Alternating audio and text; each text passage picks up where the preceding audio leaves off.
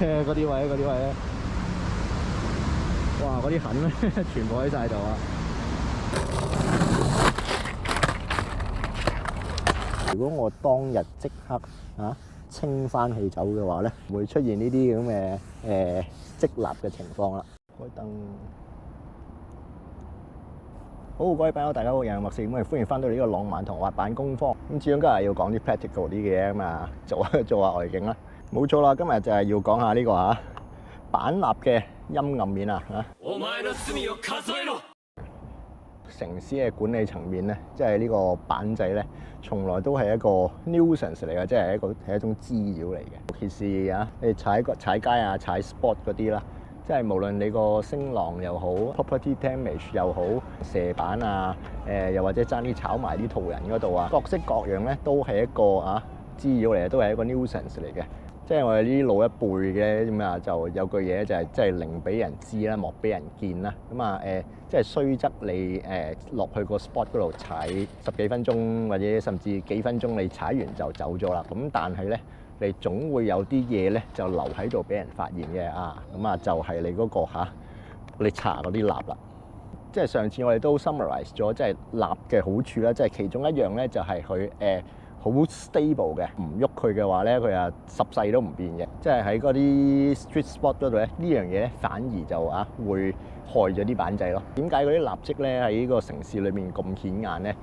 因為咧蠟咧係會有一種 darkening effect 啦，即係啲光咧由呢個低 density 去高 density 嘅地方咧，嗰個 wavelength 係會減慢啦。咁佢嗰啲光折射翻出嚟咧，咁咧其實咧係會暗咗嘅。即係當你一搽啲蠟上去嘅時候咧，咁其實咧佢係已經係變咗深咗少少色㗎啦。香港呢啲高污染嘅城市啦，即係嗰個大氣咧好多塵埃啊、泥土啊、air pollution 㗎嘛，邊個氣温都30幾度，咁你太陽一曬落嚟曬興我哋40-50度喎，咁啲蠟咪溶溶地呢個半溶嘅狀態咧，咁咧你嗰啲灰塵冚咗落去咧就會食住喺度噶啦。咁你嗰層蠟咧黑上加黑啦，跟住再加上即係如果你嗰個 spot 多人踩嘅話咧，你再搽啲蠟上去你嗰塊板再握實啲咁基本上咧就會鋪咗一層黑色嘅蠟喺上邊Fear leads to anger, anger leads to hate, hate leads to suffering。即係無論喺邊度都好，即係對踩板咧係有好多 haters 嘅。咁點解會有咁多 haters？ 咁我哋都相信，即係一般人咧係一個理性嘅動物，即係 rational 㗎嘛。咁佢哋嘅 hate， 佢哋嘅 anger 咧，一定係有啲原因嘅。你剩低嘅蠟啦，即係好多時嗰啲 street spot 咧，又嗰啲 ledge 咧，咁佢個 design 就唔係 for 你踩板用㗎啦。即係比較容易瀨嘢咧，就係嗰啲長凳嗰度啦。咁你知即係長凳係如你坐㗎啦，即係你嗰張長凳上面有蠟跡，而你唔小心坐咗上去嘅時候咁就精彩啦。即係蠟受壓係會變形fill in the gaps 嘛。咁你坐落去嘅時候有壓力啦，有溫度啦，咁嗰啲蠟咪滲咗落去你嗰啲fabric 裏邊咯。即係我呢啲好平價嘅褲，梗係冇乜所謂咧。翻去攞熱水洗去咪甩咯。對於一啲好貴嗰啲物料咩絲嗰啲，喂，你唔可以攞60度熱水洗佢噶嘛。咁如果嗰個人着住條好貴嘅裙，唔小心坐咗落你嗰個有蠟嗰個凳嗰度嘅話咧，咁佢條裙就玩完啦。即係可能佢出去做個 dating 嘅，咁佢因為佢條貴價裙ruin 咗咁。就 ruin 埋佢個心情，咁 ruin 埋佢個 date， 咁佢個 dating partner 咧，亦都令到佢心情唔好啦。咁咧，佢咧就會好憎呢個滑踩板嘅人啦。板仔咧就會suffer 翻自己嗰個karma啦。路政處管理咁你見到呢啲位咧就係你自己識點玩呢啲嘢。冇錯啦，就係呢個因果karma 就會用一個意想唔到嘅方法咧，就翻去你身上嘅。咁我哋踩板玩 grind 玩 slide， 即係落蠟係為咗做個 tricks 嘅，即係你驚個 tricks 唔收嘅，咪落多咗蠟啦。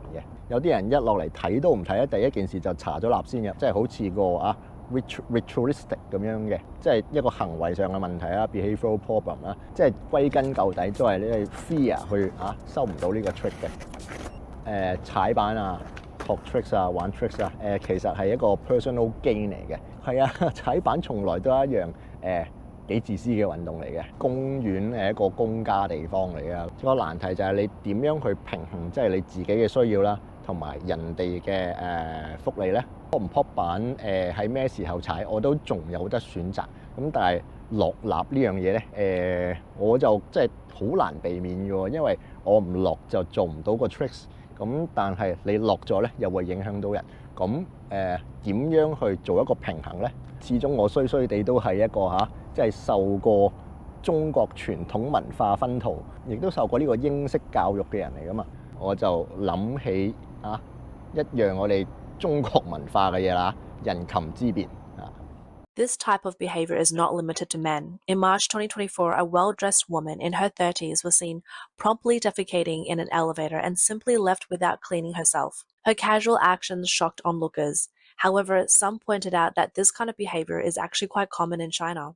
孟子人禽之辨，記希即係你知咧，而家嗰啲動物好叻噶嘛，啲狗啊、貓啊、烏龜啊、雀啊都識踩滑板噶啦。踩滑板咧唔代表你係一個人嚟嘅，狗會喺街嗰度大小二便嘅，佢都係一個生理需要啊，即係你唔能夠阻止佢，唔俾佢去噶嘛。咁所以我諗到嘅解決方法就係咧幫自己執手尾。好啦，可以俾你睇睇我平時玩開嘅膊啦。咁而家呢個膊咧，你會見到兩腳式嘅，係我嘅所作所為啦。咁茶立咧，你冇機會跣到人啦，睇起上嚟咧都有啲眼冤嘅。咁為咗即係掩飾我嘅罪行啦，咁我話嘗試去清理佢啦。即係其實一般情況咧，佢係唔會深色得咁誇張嘅。咁但係我衰嘅嘢，我係攞佢嚟試呢個石墨紙啊。咁所以咧就變咗好似一支鉛筆喺上邊畫咁樣。咁所以咧佢係特別深色嘅。咁我就買喺市面上咧就買咗啲除蠟劑嚟試啦。咁呢個係即係你洗星盤嗰啲啊。理論上咧，你就即係除咗你 physical 可以刮甩啲蠟之外咧，咁你嗰個除蠟劑咧，係一啲non-polar solvent 嚟嘅，咁應該可以溶到啲蠟嘅。噴咗上去捽幾下咧，你已經見到咧下邊去嗰啲大理石嗰啲紋理咧開始出翻嚟。整一邊唔整一邊咧，做翻聽日做翻影翻張相咧，做翻個對比俾大家睇下。即係唔係一時三刻可以捽得走噶啦，即係要時時勤拂拭噶啦。即係就算我茶蠟踩完呢個位置都好，如果我當日即刻清翻去走嘅話咧，其實咧就唔會出現呢啲咁嘅積蠟嘅情況啦。好傻啊！梗係唔會影自己啲最正確啦，傻嘅咩？一陣整張新聞過嚟，我咪 PK 啫。即係呢個半年份量嘅蠟咧。即係呢個半年份量嘅蠟咧，一晚就一定清唔晒㗎啦，可能要嚟多幾次咧先至可以清得走嘅。即係我自己都有拍嗰啲 secret skate spot 㗎嘛，即係尋找隱世板場。即係我其中一個宗旨就係唔好留低任何嘢，即係好似去過都好似你冇去過咁，所以呢個除蠟劑咧就會係即係變咗我其中一個即係恆常帶出街嘅嘢。係冇錯，去到啲 spot 咧，我依然係會搽蠟嘅，只係搽我需要嘅份量啦，越少越好啦。咁同埋即係唔好玩完就走咯，即係盡量即係移除翻你自己當日留低嘅蠟啦。即係我喺嗰啲凳嗰度 remove 咗啲蠟之後，咁第二個人坐上去，喂，咁就唔會整污糟條裙啊，咁就唔會令到人心情唔好啊，就唔會 ruin 咗人哋個 date 啊，唔會對呢個踩板呢樣嘢有任何怨恨啦，就真係停咗呢個對呢個滑板憎恨嘅連鎖啦。咁所以咧，踩板之餘亦都做翻個人，清除翻你自己嗰啲手尾。好啦，滑板三部曲就係咁多啦。咁下次再有啲咩有趣嘅 topic 咧，我又會攞出嚟同大家講嘅。好，拜拜。